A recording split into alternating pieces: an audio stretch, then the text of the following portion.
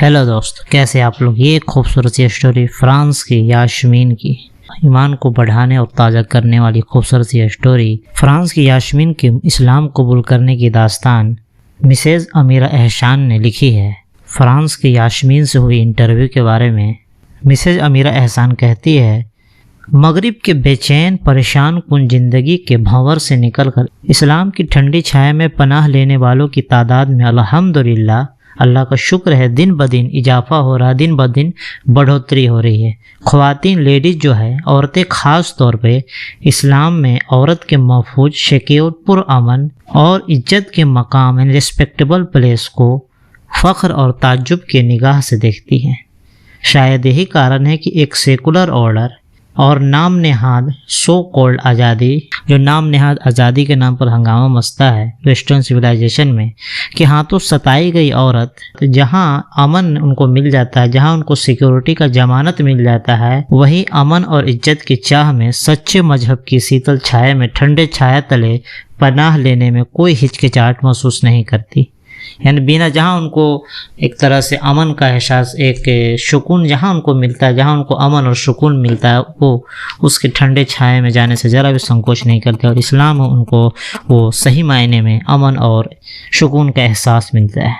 जब आधुनिकता प्रेमी महिलाओं को इस्लाम में, जो मॉडर्न सिविलाइजेशन को वाहवाही करने वाली जो महिलाएँ हैं, जब मॉडर्न सिविलाइजेशन को चाहने वाली, उनको पसंद करने वाली महिलाओं को इस्लाम में सलामती, अमन, अमान, इज्जत मिलता है, तो इस्लाम कबूल करती हैं, वो पर्दे के सभी नियमों को अपने ऊपर लागू कर लेती है। सारे पर्दे का जितने भी रूल रेगुलेशन है अपने ऊपर लागू कर लेती है। जब कोई नया इस्लाम कबूल करता है तो उसके चेहरे पर सुकून, इत्मीनान देखते ही बनता है। सुभान अल्लाह।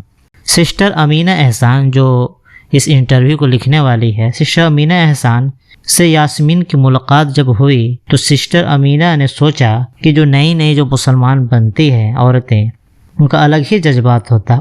वो हमेशा हवा के ताज़ा झोंकों की तरह ईमान की रूह को ताजगी पहुंचाने का काम करती है। इस्लाम मजहब की सच्चाई पर और पक्का यकीन हो जाता है। बिन मांगे बिन तरशे की पाई हुई हिदायत पर शुक्रिया का एहसास और गहरा होता जाता है। जिम्मेदारी का एहसास बढ़ने लगता है। सुस्त कदम तेज गति से बढ़ने लगते हैं, तेज रफ्तार से बढ़ने लगते हैं। बस यही सोच के सिस्टर अमीना ने उनका इंटरव्यू भी ले लिया। ऐसे तो मुलाकात करने गई थी यास्मीन से फ्रांस की, लेकिन उन्होंने सोचा कि चलो इंटरव्यू भी ले लेते हैं। उन्होंने इंटरव्यू भी ले लिया ताकि मुसलमानों का ईमान और ताज़ा हो जाए।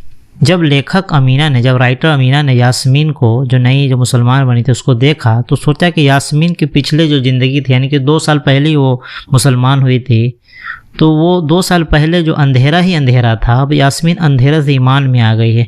मुझे अपने दामन की, यानी जो राइटर लिखती है कि मुझे अपने दामन की स्याही और गहरी होती दिखाई दी। मतलब ये जैसे कि बचपन से मुसलमान थे, उनको लगा अरे यार मेरे ऊपर इतना बोझ है गुनाहों का और बहुत तरह लग्जिशों का बोझ है, और ये यास्मीन मात्र 2 साल पहले मुसलमान हुई, तरोताज़ा एकदम।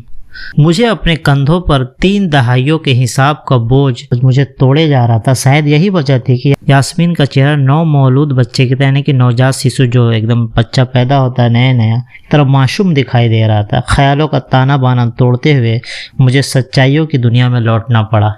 तो मैंने यास्मीन से पूछा कि आपके इस्लाम कबूल करने का कारण क्या था, इससे पहले की ज़िंदगी आपकी कैसी थी।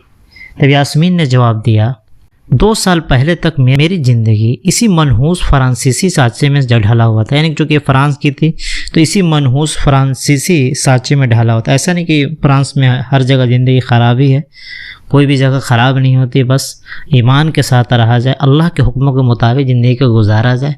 जो इस पूरे कायनात को, पूरे ब्रह्मांड को बनाने वाला है, उसके हिसाब से जो भी ज़िंदगी गुजारेगा वो कहीं भी गुजारे, उसकी ज़िंदगी अच्छी ही गुजरेगी, पाकीज़ा और साफ़ सुथरी ज़िंदगी गुजरेगी। लेकिन ये जिस माहौल में रहती थी, वेस्टर्न सिविलाइजेशन, नाम नेहाद आज़ादी और वो हंगामा, औरतों की आज़ादी, तरह तरह का, 2 साल पहले तक मेरा जीवन इसी मनहूस फ्रांसीसी सांचे में ढला हुआ था। मैं नौकरी कर रही थी, माँ बाप से अकेले रहती थी, महीने में एक बार माँ बाप से मिलने जाती थी, लेकिन मेरा जीवन बहुत ही अशांत था।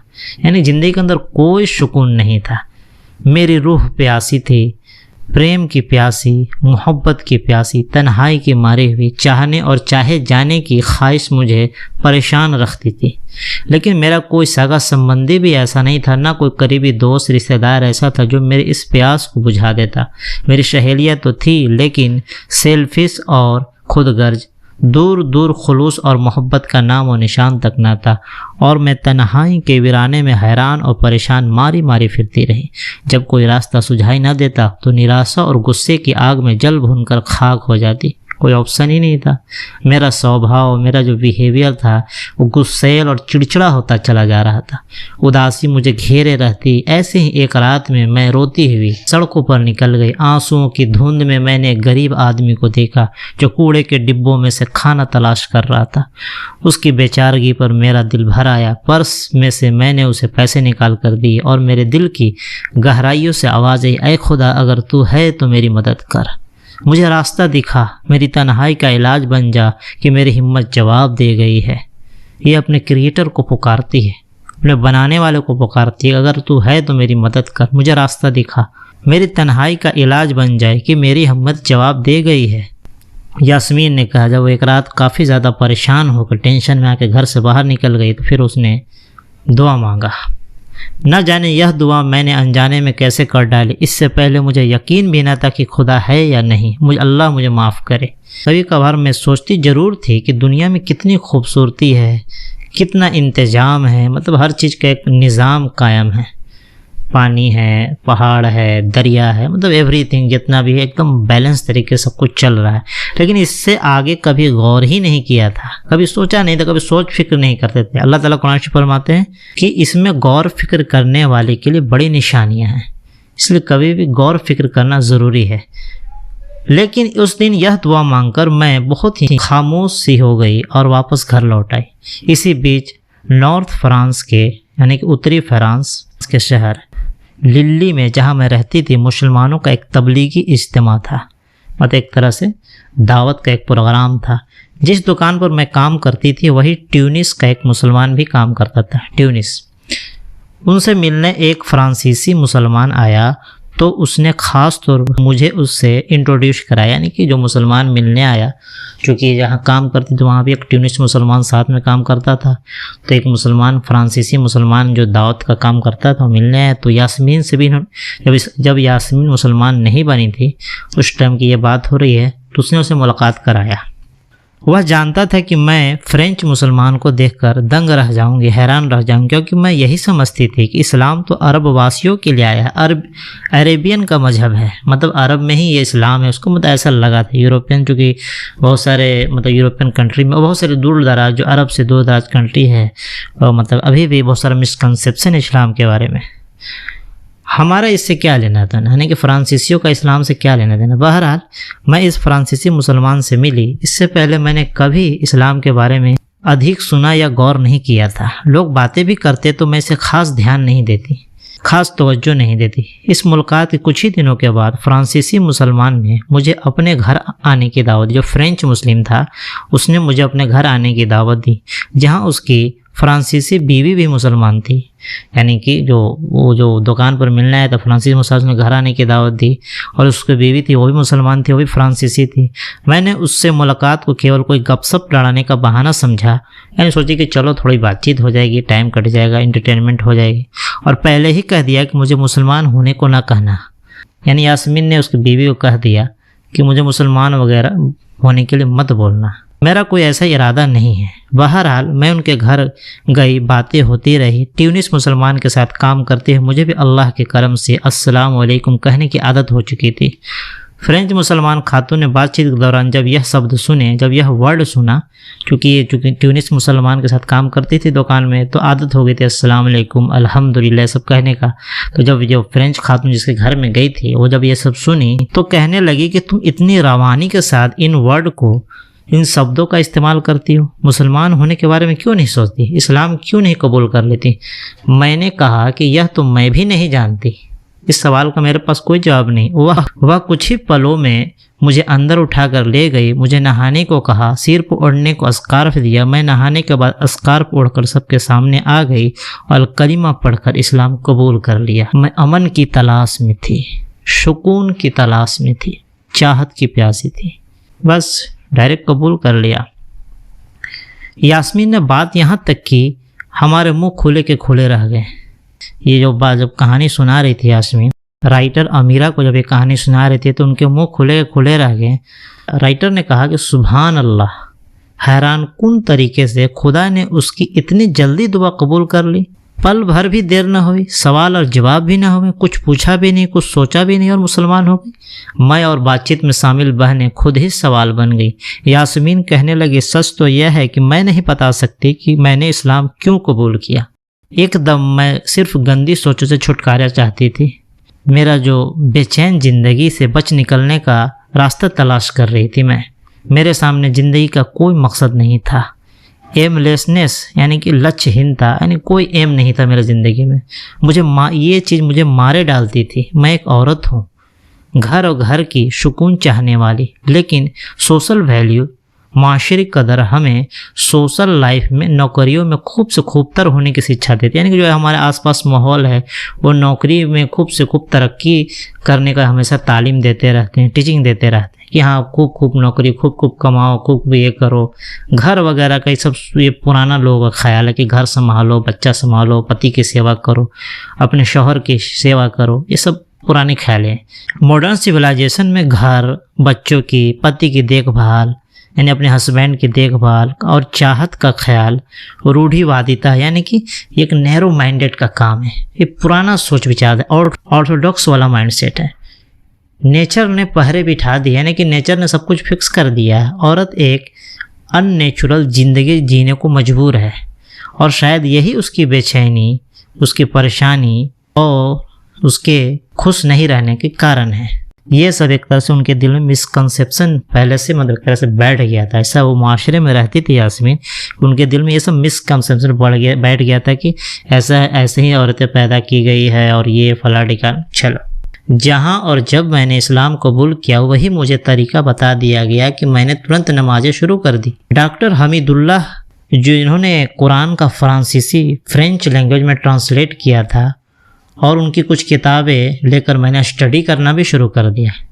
इसी दौरान ट्यूनिस के दोस्त अस्तगफिरुल्लाह, इस्लाम से पहले की हर बात पर यास्मीन बड़े प्यारे ढंग से नज़र झुकाकर अस्तगफिरुल्लाह कहती, यानी कि अल्लाह माफ़ करे कहती थी। चूँकि मतलब उस टाइम चूँकि कुफ्र की दुनिया में जी रही थी तो हर बात मतलब अल्लाह के एक तरह से अपोजिट करती थी, तो एक तरह से कुदरत के खिलाफ करती थी। तो पिछली बातों को दोहराती और हमसे अस्तगफिरुल्लाह कहती कि अल्लाह मुझे माफ़ करे। लेकिन चूँकि उनको ये कहानी बतानी थी, चूँकि ताकि ईमान वालों को फ़ायदा हो, ईमान वालों को रूह को और सुकून पहुँचाए। इसी दौरान ट्यूनिस के दोस्त ने मुझे ट्यूनिस के एक गांव में अपनी भाभी के घर में जाकर रहने की दावत दी, जिसको मैंने कबूल कर लिया। वहां मैं 5 महीने ठहरी और इस तरह मैंने इस्लामी किताबों यानी कि जो इस्लामी बुक्स थे उसको एक तरह से प्रैक्टिकल सीखा। एक तरह से एक तो होता किताब पढ़ के सीखना, लेकिन वहाँ प्रैक्टिकल हमने ज़िंदगी देखी। मैंने सादे से देहात में नेचर को बहुत करीब से देखा, कुदरत को बहुत करीब से देखा। वहाँ की सुकून देने वाली ज़िंदगी मुझे अल्लाह के करीब लाने में बहुत ही मददगार साबित हुई। वहाँ दूर से जाकर पानी लाना पड़ता था, वहाँ बिजली भी नहीं थी। 5 महीने के बाद मैं जब फ्रांस वापस लौटी, यहाँ एक फ्रांसीसी बहन ईमान ने मुझे इस राह पर आगे बढ़ने में मदद की। कभी कभार सीखने के इन शुरुआती दौर में मैं परेशान हो जाती थी, काफ़ी ज़्यादा मतलब लगता था अरे यार काफ़ी ज़्यादा है, काफ़ी रिस्ट्रिक्शन है और भी तरह तरह की चीज़ें, इतना पढ़ना पड़ेगा और ये वो टेंशन में आ जाती है। हर आदमी शुरुआती दौर में नई नई चीज़ सीखता है तो सब्र नहीं कर पाता है, टेंशन में आ जाता है। लेकिन जो ईमान जो यानी फ्रांसीसी बहन जो ईमान जिनका नाम था वो लगातार एक तरह से मोटिवेट करती रहती थी और मुझे दिलासा देती रहती और रास्ता दिखाती। यहाँ पर मैं 1 साल तक रही, यानी कि जो फ्रांस वापस लौटी और फ्रांसीसी बहन ईमान के पास 1 साल तक रही। लेखक अमीरा एहसान यास्मीन से पूछती है कि अपने माँ बाप के बारे में बताएं कि आप जब मुसलमान बन गए तो आपके माँ बाप का रिएक्शन कैसा था। तो यास्मीन बताती है कि रियलिटी में वास्तव में 1.5 साल के बाद अब मुझे किसी कारण से अपने माँ बाप के साथ रहना पड़ रहा है, जो इस कस्बे से 80 किलोमीटर की दूरी पर रहते थे।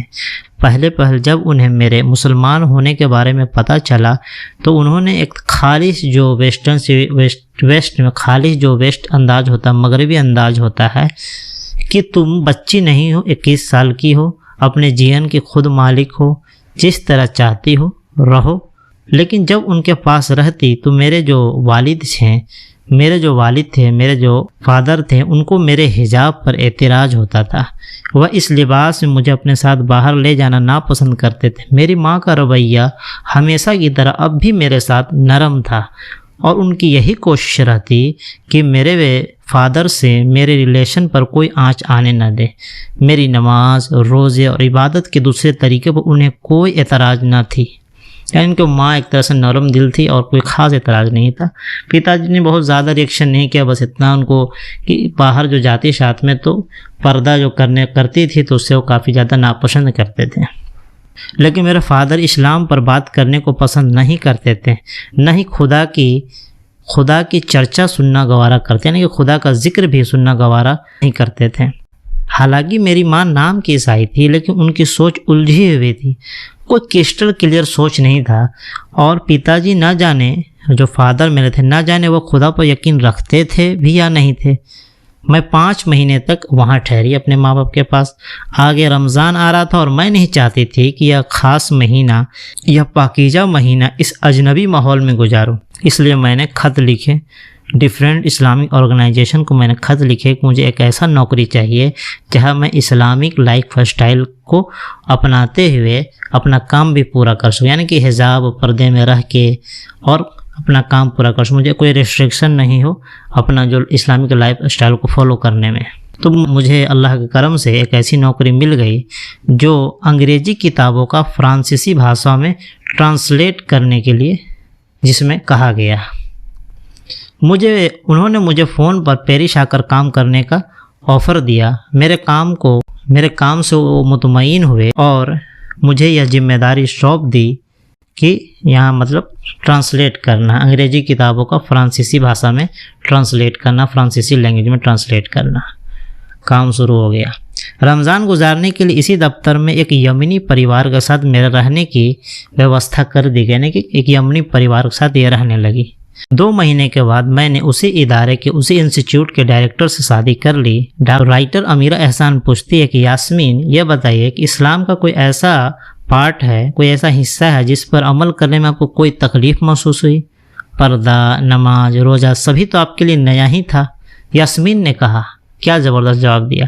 इस्लाम एक फितरी मजहब है, एक नेचुरल मजहब है, कुदरती मजहब है। जिसने कुदरत को बनाया उसने ही इस्लाम को भी बनाया, तो फिर मुश्किल कैसी?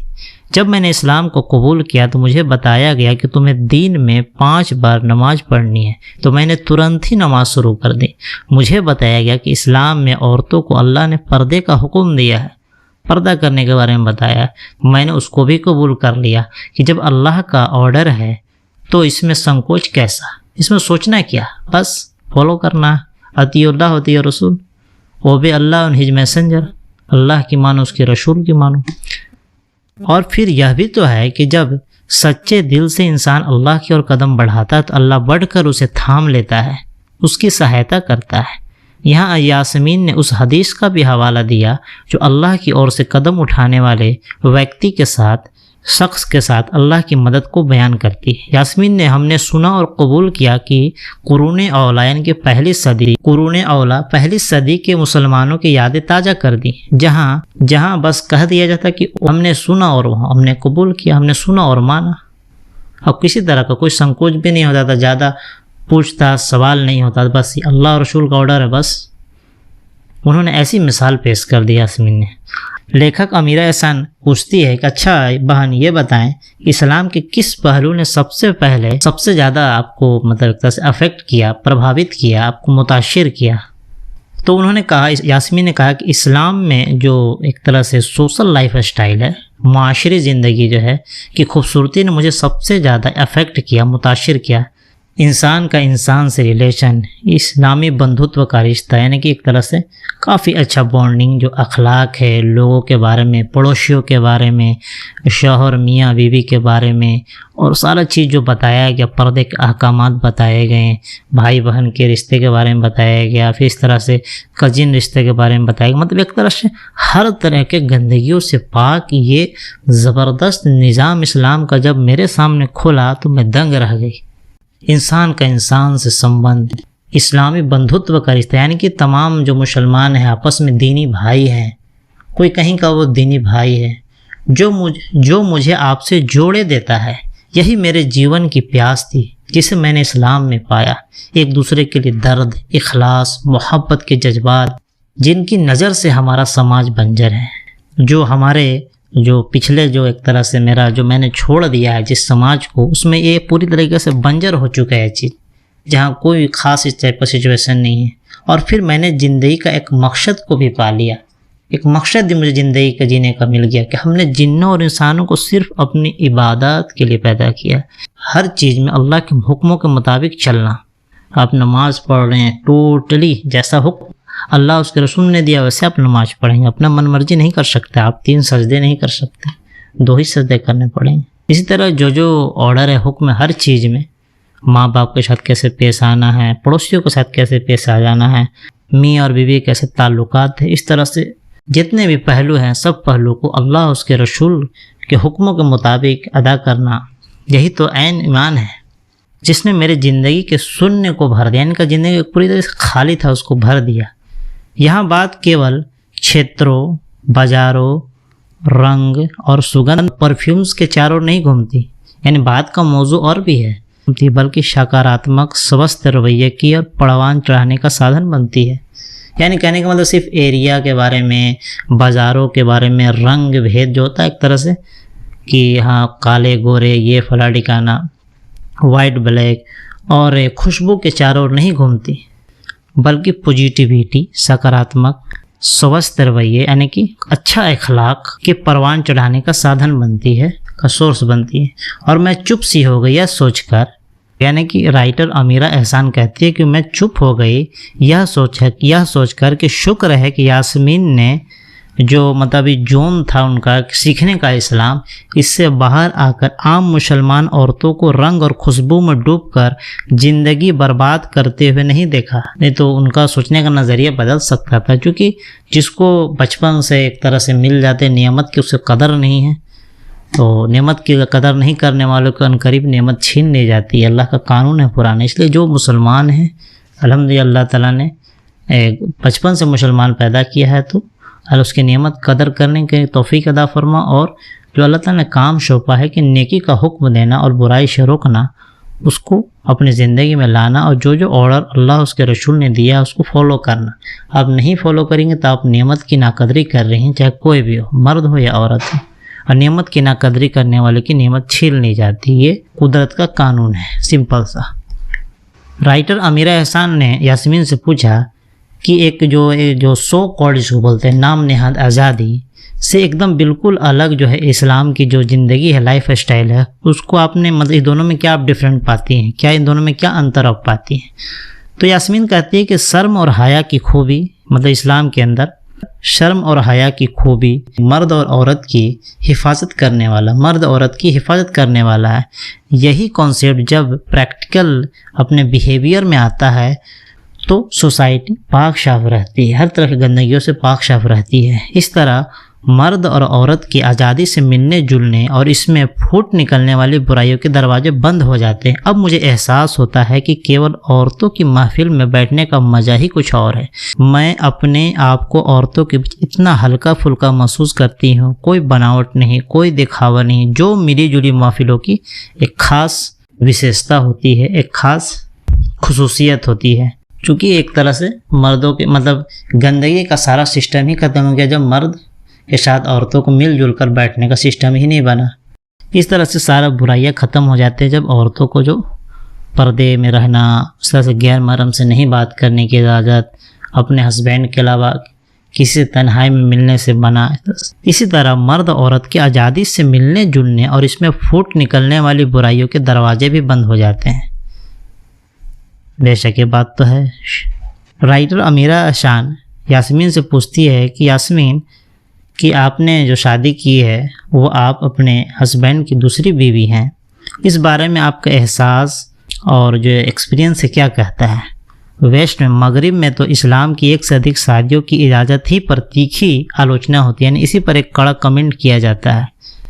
तो यास्मीन कहती है कि मैं जब अपने हस्बैंड की पहली बीवी से मिली तो हमारी बहुत बनी, हमारा आपस का जो रिलेशन है, संबंध है, बड़ा अच्छा रहा। बच्चे भी मेरे साथ खुश है। पहले उनकी एक माँ थी, अब 2 है। ये सवाल कि वेस्ट के यानी मगरिब के लोग ये आलोचना करते हैं, ये इल्ज़ाम लगाते हैं, तो मेरा मन तो यह कहता है कि इसका हुक्म तो अल्लाह ने दिया है, उसी बनाने वाले ने पूरी कुदरत के कानून को बना डाला है। कुदरत के कानून उसने बनाया है और सब चीज़ सही तरीके से मुतवाज़िन तरीके से बनाया है। क्या हलाल है क्या हराम है वो बेहतर जानता है। जब उसने ऑर्डर दे दिया है तो फिर क्या दिक्कत है? कोई दिक्कत नहीं है। जो इस्लाम में ऑर्डर दे दिया 4 शादियों की थी, तो वो जो सूरज का निज़ाम अब देख ले, सुबह उठता है बराबर से, शाम में डूबता है। चांद का निज़ाम देख ले, पहाड़ों का निज़ाम देख ले, समुंदर का निज़ाम देख ले, सब चीज़ बैलेंस तरीके से चल रहा है। तो उसी अल्लाह ने हुक्म दिया है कि इस्लाम को मानो, तो उसी अल्लाह ने यह भी हुक्म दिया है 4 शादियों का। अपने बीवियों के दरमियान अगर अदल से काम लो तो फिर 4 शादी कर सकते हो, नहीं तो एक ही करो, तो इसमें कोई मसला नहीं है। मोहम्मद सल्लल्लाहु अलैहि वसल्लम हमारे लिए एक पूरी तरीके से आइडियल है। आप सल्लल्लाहु अलैहि वसल्लम ने 1 से अधिक शादियाँ की और आज यह दरवाज़ा हमारे लिए भी खुला है। फ्रांस में भी और पूरी वेस्टर्न सिविलाइजेशन में मर्द औरत को केवल एक खिलौने के तौर पर एंटरटेनमेंट हासिल करने के लिए प्रयोग करता है, सिर्फ एक तरह से मज़े के लिए उसको यूज करता है। जिम्मेदारी से आज़ाद रहते हुए भी एज अ रिजल्ट वहाँ की औरत अकेली है।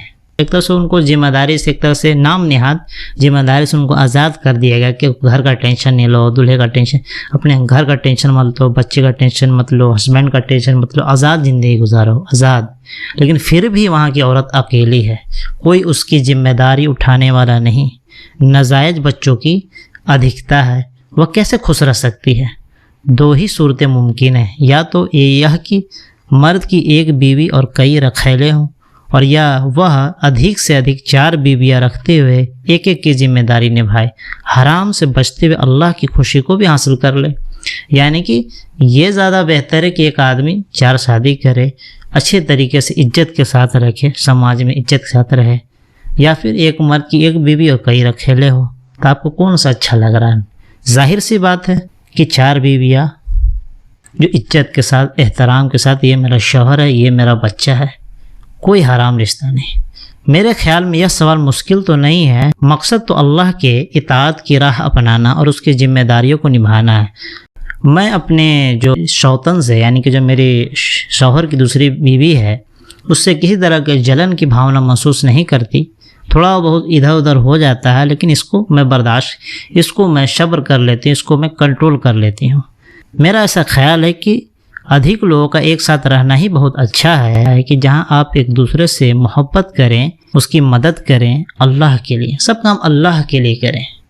मुस्लिम देशों के बारे में सवाल जब पूछा गया, अमीरा एहसान ने जब सवाल पूछा कि मुस्लिम देशों के बारे में आपका क्या ख्याल है, तो वो बहुत ज़्यादा गम में चली गई, ठंडी सांस भरते हुए बहुत अधिक दुख में चली गई, गम में चली गई, और ये कह रही हैं कि हैरत मुझे इस बात की है कि मुसलमान देश में औरतें पर्दे के बगैर खुलेआम घूमती है। फ्रांस में तो हमें पर्दे में दिक्कत आती है, लेकिन मुस्लिम देशों में इसका कोई वजह नहीं है कि इस्लाम पर अमल ना किया जाए। कोई कमेंटबाजी नहीं, आप आराम से दाढ़ी रखें, टखने से ऊपर कपड़ा पहने, कुर्ता पजामा पहने, औरतें पर्दा करें, कोई इस पर कमेंटबाजी नहीं, कोई मतलब कुछ अजब नहीं दिखता है। लेकिन जब वेस्ट में, मगरिब में एकदम खुला माहौल, उसमें कोई पर्दा करता है तो कुछ अजब दिखता है। लेकिन मुस्लिम देशों में तो ऐसा कोई सिस्टम नहीं है, तो फिर क्यों नहीं पर्दा करती? उन्हें ऐसा लगा, यास्मीन को ये बहुत ही हैरत हुई उनको ये सब देख कर। फिर यास्मीन कहती है, जो नई मुसलमान हुई यास्मीन, वो कहती है कि मुस्लिम देशों की औरतें वेस्टर्न सिविलाइजेशन की अगर हकीकत जान जाए तो उसको फॉलो करने के बारे में कभी नहीं सोचेगी।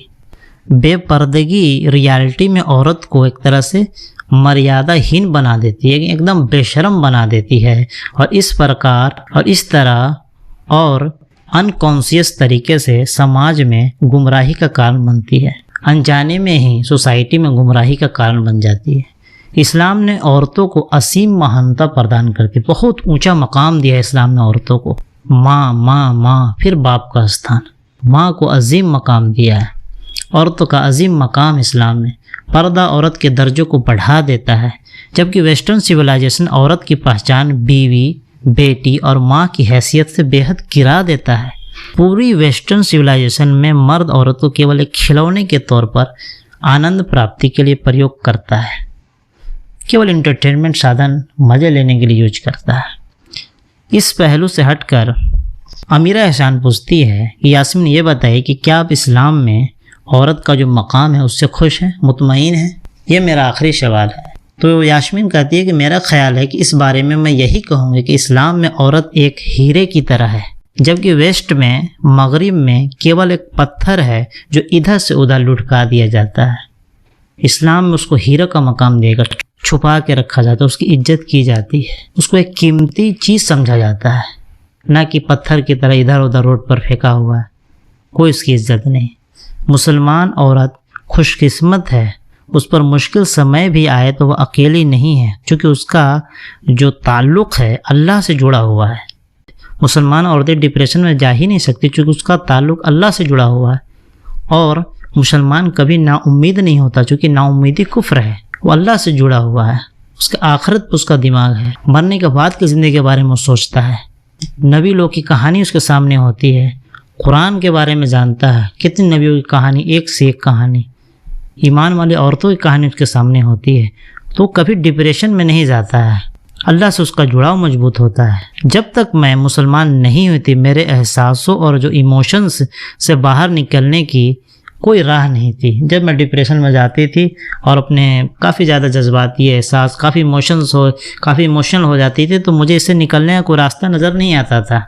मैं अकेली थी उस समय जब मुसलमान नहीं थी, लेकिन अब मेरा अल्लाह मेरे साथ है। अल्लाह तो हर वक्त बंदों के साथ रहता। मुस्लिम देशों की महिलाओं के बारे में, मुस्लिम देशों के औरतों के बारे में आप क्या कहेंगी? खुदा के लिए, यास्मीन कहे कि खुदा के लिए वेस्टर्न सिविलाइजेशन के चकाचौंध पर मत जाइए। दूर के ढोल सुहाने हैं, एक कदम अल्लाह की तरफ उठाइए, अल्लाह बढ़कर आपका दामन थाम लेगा। यूरोप में जो नाम नेहाद आज़ादी है, जो खुली एक तरह से आज़ादी है, वहाँ की औरत के लिए अजाब बन गई है, एक अजाब बन गया, एक कर्स बन गया, एक अभिशाप बन गई है। इस आज़ादी पर अल्लाह की गुलामी को, अल्लाह की इबादत को प्रायोरिटी दीजिए, उसको तरजीह दीजिए। क्या खूबसूरत स्टोरी थी यास्मीन की, जो लेखक अमीरा एहसान ने उनका इंटरव्यू लिया, क्या ज़बरदस्त। अल्हम्दुलिल्लाह तमाम मुसलमान औरतों को अल्लाह ताला हिदायत दे कि वेस्टर्न सिविलाइजेशन और जो भी हो, वेस्टर्न सिविलाइजेशन के झांसे में नहीं आए, बस वो एक दिखावे का दूर का ढोल सुहाना है। जब उसकी वास्तविकता से, उसके रियलिटी से अवगत आप हो जाइएगा, उसके रियलिटी से आपको इंट्रोड्यूस, जब उसकी रियलिटी आपको पता चल जाएगी तो आपको घिन आने लगेगी। तो ये खूबसूरत सी स्टोरी फ्रांस की यास्मीन की थी, जो एक तरह से काफ़ी डिप्रेशन में आने के बाद निकल गई रात में बाहर और फिर अल्लाह ताला से दुआ मांगी, तो अल्लाह ताला ने उसकी दुआ को तुरंत कबूल कर लिया। उन्होंने दुआ क्या मांगा? ए खुदा, अगर तू है तो मेरी मदद कर, मुझे रास्ता दिखा, मेरी तन्हाई का इलाज बन जा कि मेरी हिम्मत जवाब दे गई है।